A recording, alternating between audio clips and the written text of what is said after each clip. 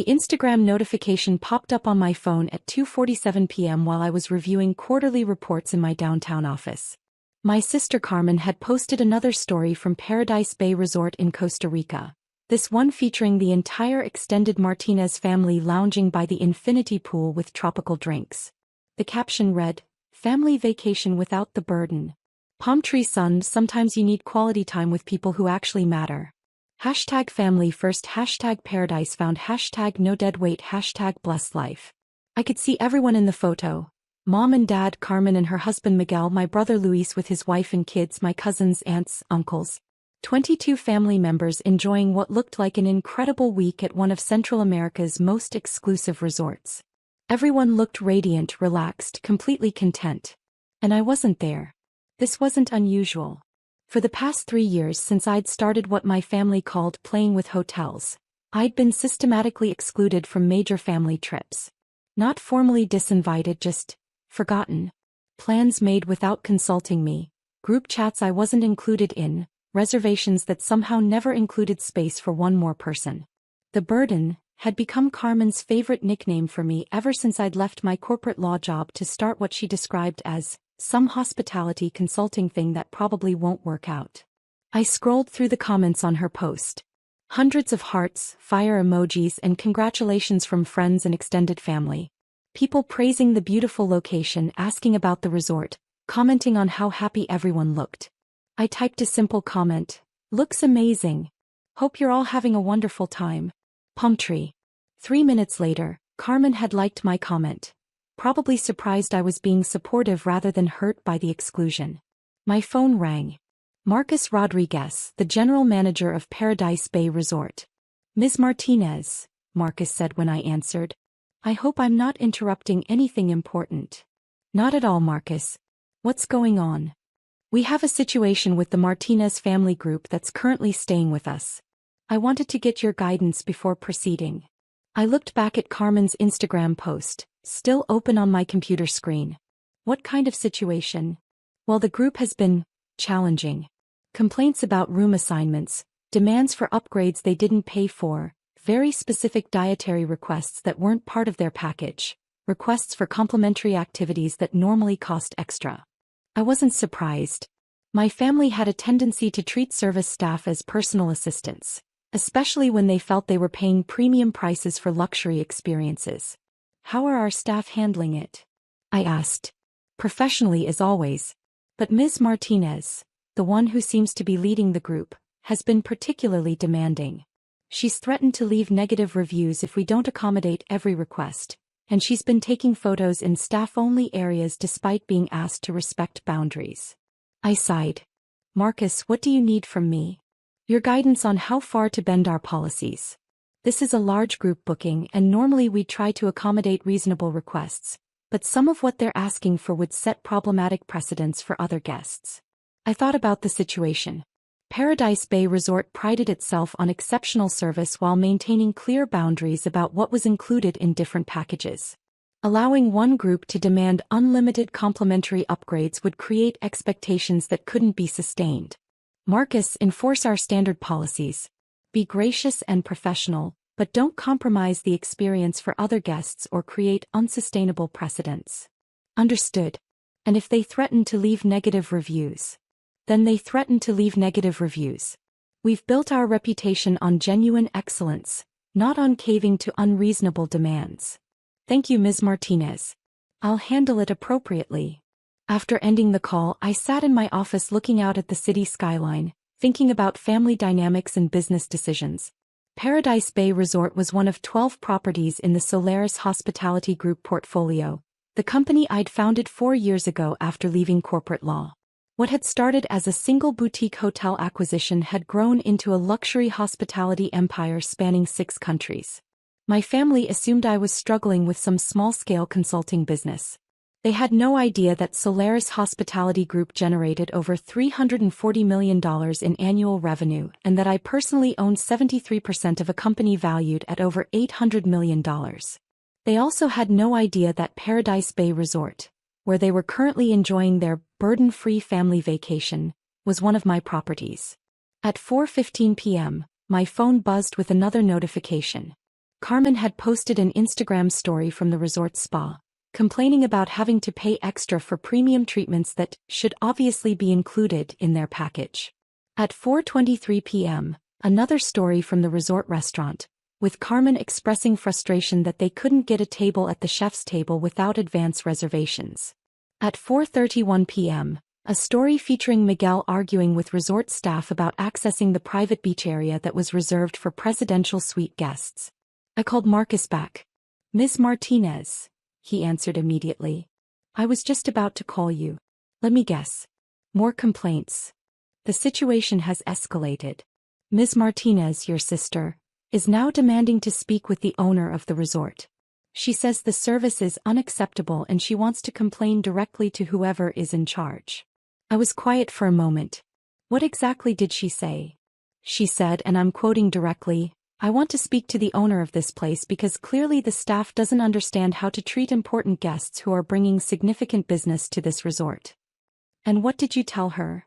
"I told her I would pass along her request and that someone from ownership would be in touch."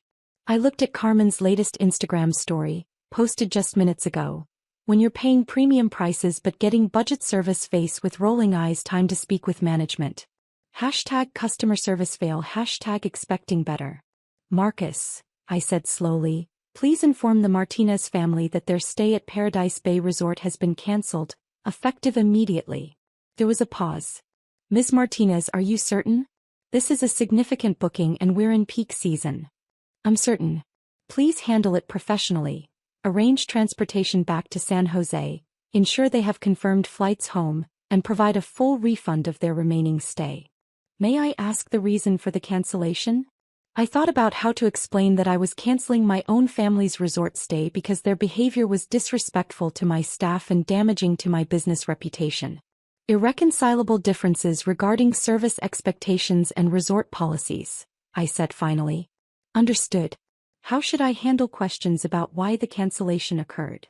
"Tell them the ownership reviewed their stay and determined that Paradise Bay Resort isn't the right fit for their vacation needs." "And if they ask to speak with the owner directly?" I smiled, though Marcus couldn't see it through the phone. "Tell them the owner will be in touch personally." "Very good, Ms. Martinez. I'll handle this immediately."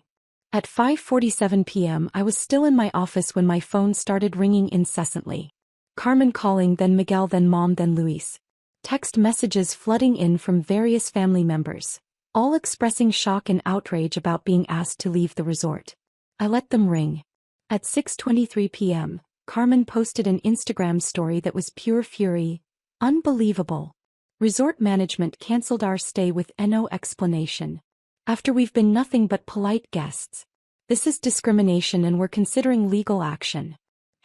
#customer service hell, #never again, #resort scam."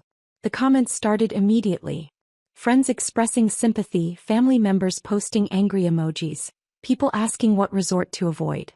Within 30 minutes, the story had been viewed over 1,200 times. At 6:45 p.m. my personal phone, not my business line, started ringing. "Isabella," she said when I answered, "did you see what happened to Carmen's vacation?" "I saw her Instagram stories. It sounds like there was some kind of issue with the resort. They kicked the entire family out. 22 people, Isabella. They canceled everyone's stay and made them leave immediately." "That's terrible, Mom. What happened?" "No one knows. Carmen says they were being perfectly reasonable guests, and suddenly the management said they had to leave. She's devastated. This was supposed to be her dream vacation." I was quiet, letting Mom continue. "The whole family is upset. Carmen used her savings to book this trip for everyone, and now they're flying home 3 days early with no explanation." "I'm sorry to hear that, Mom. Isabella, you work in hospitality consulting, right? Is this normal? Can resorts just cancel someone's stay for no reason?" "Usually there's a reason," I said carefully. "Resort policies, guest behavior issues, safety concerns. Hotels don't typically cancel stays without cause, especially during peak season. But Carmen says they didn't do anything wrong. There might be a misunderstanding about what constitutes appropriate guest behavior." "What do you mean?" "Sometimes guests have expectations that don't align with resort policies. Demanding free upgrades, accessing restricted areas, being disrespectful to staff. That can lead to stays being terminated. Mom was quiet for a moment. Do you think Carmen might have been demanding? I think Carmen is used to getting her way and might not realize how her behavior comes across to service professionals. Isabella, she's talking about writing negative reviews everywhere, maybe even pursuing legal action. Mom, if the resort had legitimate reasons for the cancellation, negative reviews and legal threats won't be effective. But she's so embarrassed. The whole family is talking about it. I felt a pang of sympathy for Carmen despite everything. Being asked to leave a resort was genuinely humiliating, especially with the entire extended family present. Mom, maybe this is an opportunity for everyone to learn about treating hospitality workers with respect. What do you mean? I mean that resort staff are professionals doing their jobs, not personal servants. When guests treat them with courtesy and follow resort policies, everyone has a better experience.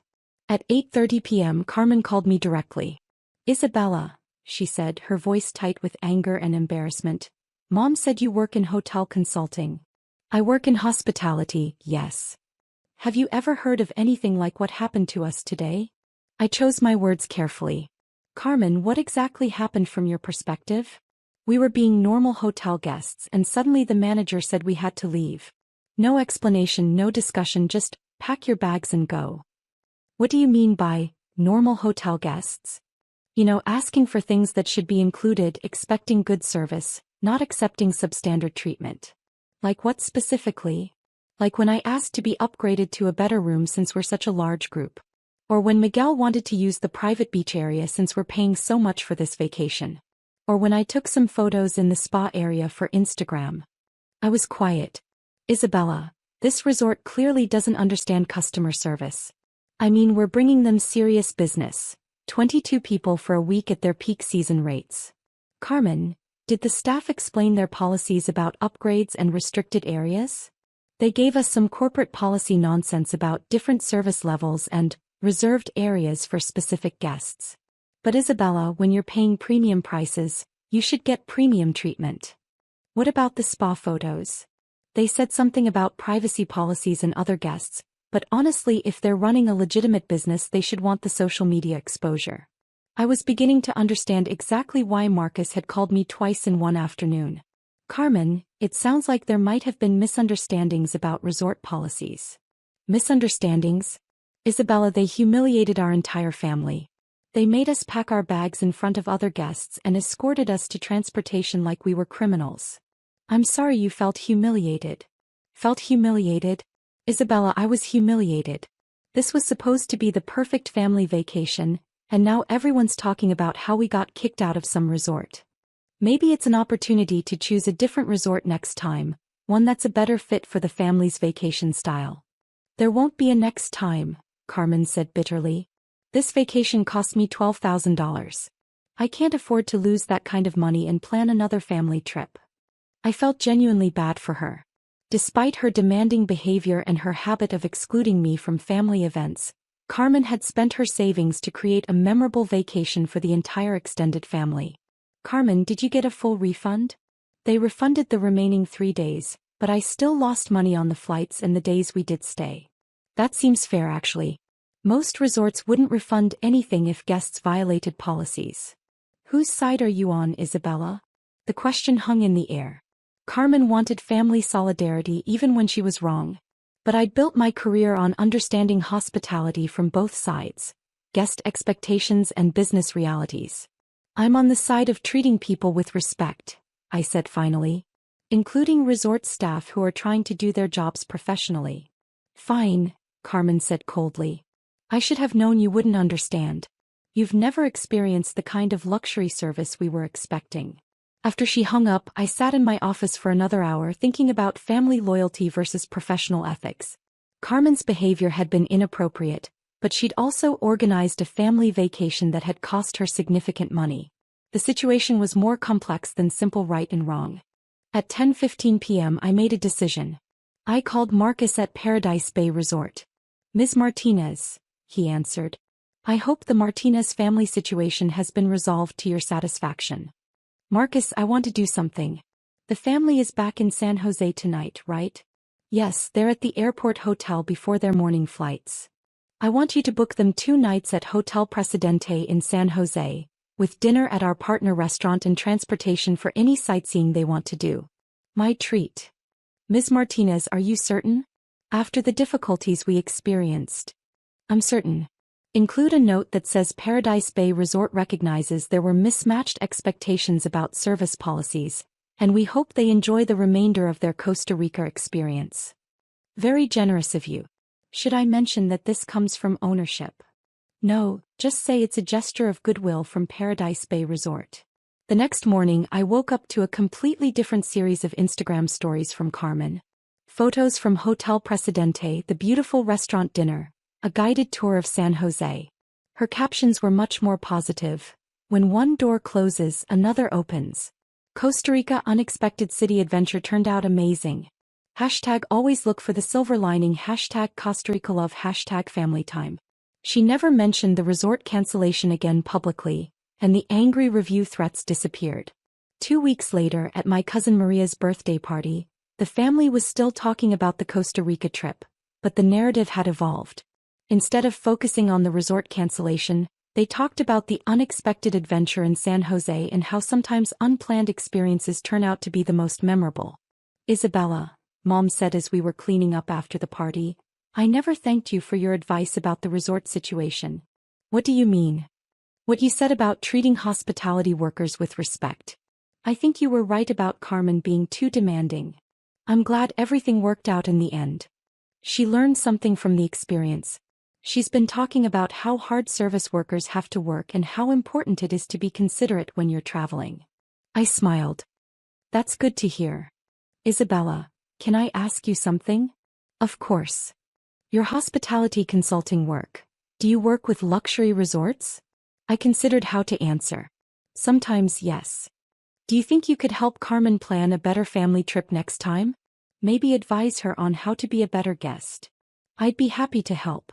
She's already talking about planning something for next Christmas. Maybe somewhere closer to home this time. That sounds like a good idea. 6 months later, Carmen did call me for advice about planning the family Christmas vacation. She wanted to book a mountain resort in Colorado, and she specifically asked me to review the resort policies and help her understand what was included in their package versus what would cost extra. I don't want another Paradise Bay situation, she said honestly. I learned that being demanding doesn't actually get you better service. It just makes everyone uncomfortable. That's very mature of you, Carmen. Isabella, can I ask you something? When we talked after Costa Rica, you seemed to really understand the hospitality industry. Like you knew exactly why resorts make the decisions they make. I've been working in hospitality for several years now. Right, but you seem to understand it from the business side, not just the consulting side. I was quiet, wondering how much to share. Isabella, what exactly do you do in hospitality consulting? I help hospitality companies improve their operations and guest experience. Like you advise hotels on their policies? Among other things, yes. Have you ever worked with Paradise Bay Resort specifically? I smiled. Carmen, why do you ask? Because when we got that surprise goodwill gesture in San Jose, it felt like someone who understood the whole situation had arranged it. Not just standard corporate customer service, but someone who actually knew what had happened and wanted to make it right. Maybe the resort management was just being thoughtful. Maybe, Carmen said. But it felt personal. Like someone who cared about our family had made sure we didn't go home with completely terrible memories of Costa Rica. I'm sure they just wanted to end the experience on a positive note. Isabella, do you know more about what happened at Paradise Bay than you told me? I considered the question carefully. Carmen had learned from the experience, grown as a person, and was actively working to be a more considerate traveler. The truth might be more satisfying than maintaining the fiction. Carmen, what would you think if I told you that sometimes the hospitality industry is smaller and more connected than people realize? She was quiet for a long moment. I'd think that maybe my sister who works in hospitality consulting might have more influence than I've been giving her credit for. And what would you think about that? I'd think I owe you an apology. And probably a very big thank you. You don't owe me anything, Carmen. Family takes care of family even when it's complicated. Even when family calls you the burden and excludes you from vacation planning? Even then, Carmen was crying quietly on the phone. Isabella, I'm sorry. I'm really truly sorry for how I've treated you. I know you are. Can we start over? Can I include you in the Christmas vacation planning? Not as a consultant, but as my sister who I want to spend the holidays with. I'd like that very much. The Christmas vacation in Colorado was a completely different experience. Carmen had researched resort policies in advance, budgeted appropriately for activities and upgrades, and treated all the staff with genuine courtesy and appreciation. The family had an amazing time and no one got asked to leave anywhere.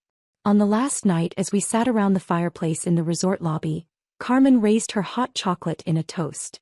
To family vacations where everyone is included, everyone is appreciated, and everyone remembers that the people taking care of us are working hard to make our experience special. Everyone clinked mugs, but Carmen looked directly at me. And to sisters who take care of their family, even when their family doesn't deserve it. I raised my mug to hers. To second chances and better understanding. As we headed to our rooms, Carmen walked beside me. Isabella, I know you can't tell me exactly what you do in hospitality, but I want you to know I'm proud of you. Thank you, Carmen. And next time you're consulted about a difficult guest situation involving demanding family members, you can tell them that people can change and learn to be better travelers. I laughed. I'll definitely keep that in mind. The truth was, I already had.